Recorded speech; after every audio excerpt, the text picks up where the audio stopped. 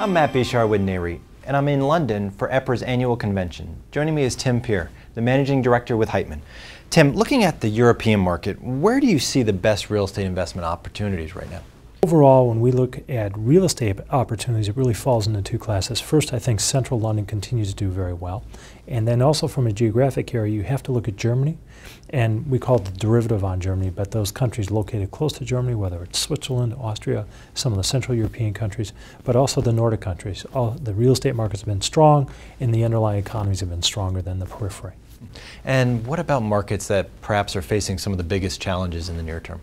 Well, there's no question that when you look at the periphery of Europe, those are the countries that are struggling. So whether it's Ireland, Portugal, Spain, Italy or Greece, they are struggling in terms of what's going on with their economy and how that's having negative impacts in terms of employment and ultimately both real estate values and real estate fundamentals. So the periphery is definitely where we're seeing the most stress, which is no surprise, and so kind of limited opportunities till the situation starts to stabilize.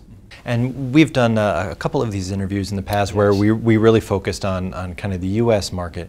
But what impact do you think the expansion of REITs in Europe has had on the real estate investment market in that region?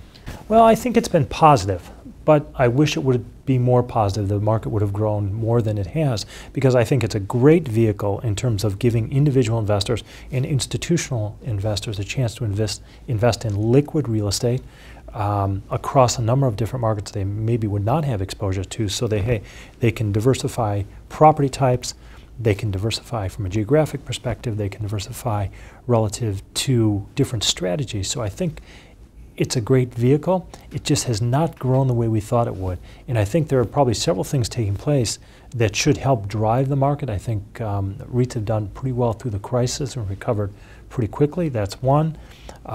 Two, we've had some new legislation in countries such as Italy, so we've had our first Italian REITs. So I think those are all positive things. We just need the industry to grow more in Europe. And lastly, if I could just ask one question about the U.S. market, what's your opinion as to where prices are now, and is there room for growth still, or what's your outlook? Overall, I think in the U.S., with the original pullback that we saw starting in July through kind of middle of August, REITs went to a discount NAV. The implied cap rates were quite attractive. So we saw kind of changes in capital markets that drove REIT prices lower. The fundamentals that should drive the value of real estate, yes, the growth rate probably is pulled back because the economy is a little bit weaker than we anticipated, but the strong capital flows into the sector from a real estate perspective should help support pricing. So I look at, we've had a move in the capital markets. Real estate fundamentals haven't moved that much, so NAVs probably have moved a little bit, but not as much as stock prices. So I think it creates potentially a good entry point to get into the sector, if you have a longer term view. Great. Well, Tim, thank you very much for joining us. Great. Thanks for having me. Great. For more news about the international real estate market, be sure to visit REIT.com as well as EPRA.com.